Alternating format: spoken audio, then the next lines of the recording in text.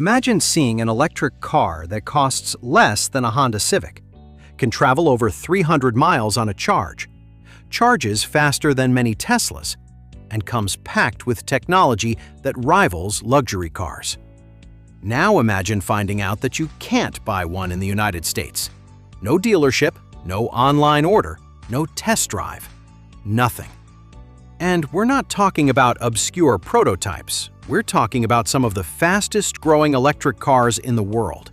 Brands like BYD, Xiaomi, NIO, Zeekr, and Li Auto are expanding across Asia, Europe, Australia, and other global markets. Yet, in America, most people have never even seen one. So why?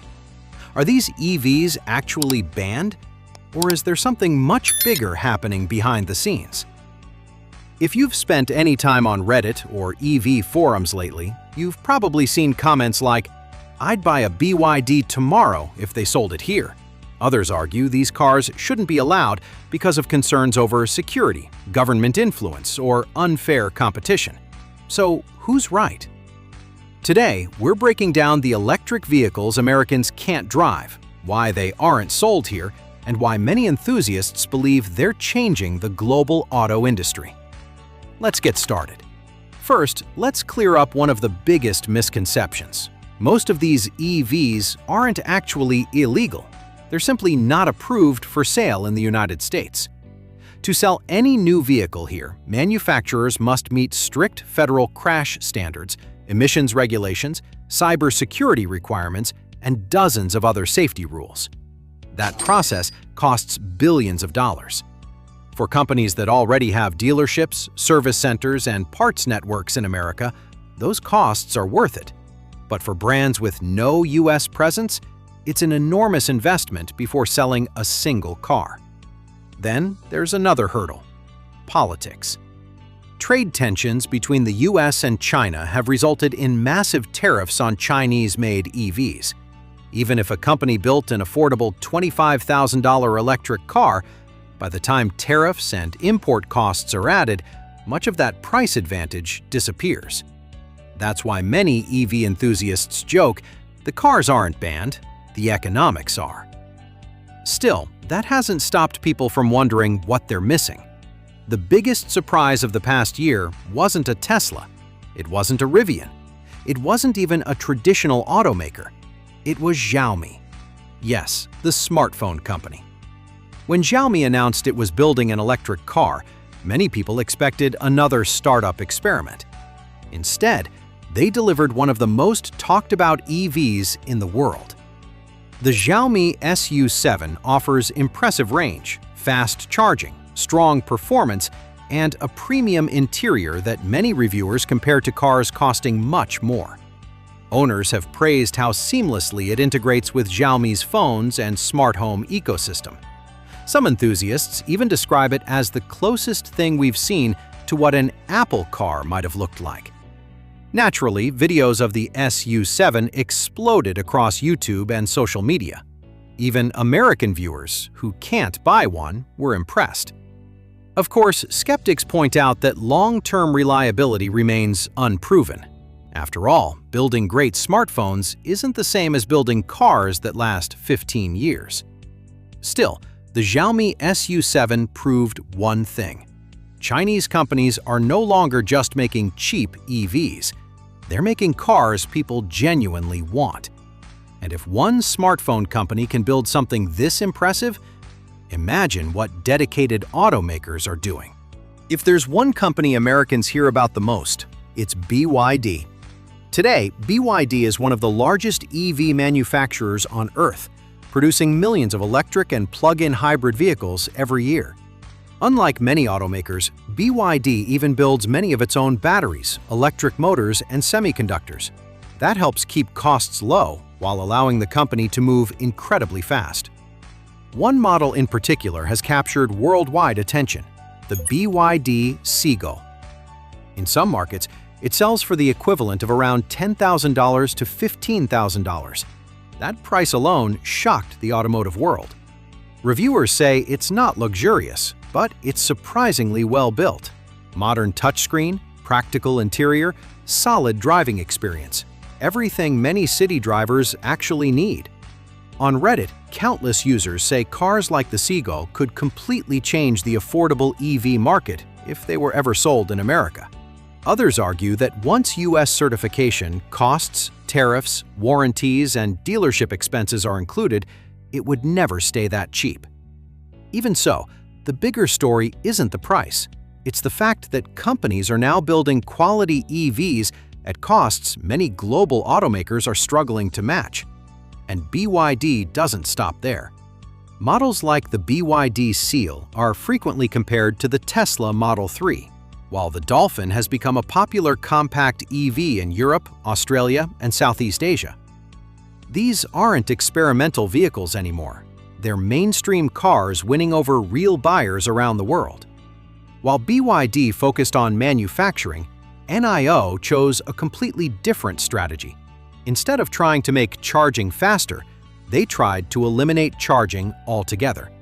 NIO developed one of the world's largest battery swapping networks. Instead of plugging your car into a charger, you drive into an automated station. Robots remove the empty battery, install a fully charged one, and just a few minutes later, you're back on the road. For many EV enthusiasts, it's a brilliant idea. No waiting 30 minutes at a fast charger. No worrying about battery degradation. Need extra range for a road trip? Simply swap into a larger battery pack. Critics argue the system would be extremely expensive to build on a global scale. But whether battery swapping becomes mainstream or not, NIO proved there's more than one way to solve EV charging. Beyond that, its premium sedans have earned praise for their quiet cabins, luxurious interiors, and advanced technology. Many reviewers believe NIO now competes directly with brands like BMW, Mercedes-Benz, Audi, and Tesla. And that's something very few people expected just a few years ago. If you still think Chinese automakers only build affordable cars, think again. Meet Zeekr, a premium EV brand owned by Geely, the same automotive group behind Volvo, Polestar, and Lotus. One of its most talked about models is the Zeekr 001. It's not your typical sedan or SUV. Instead, it's a sleek shooting brake that blends sports car styling with the practicality of a wagon.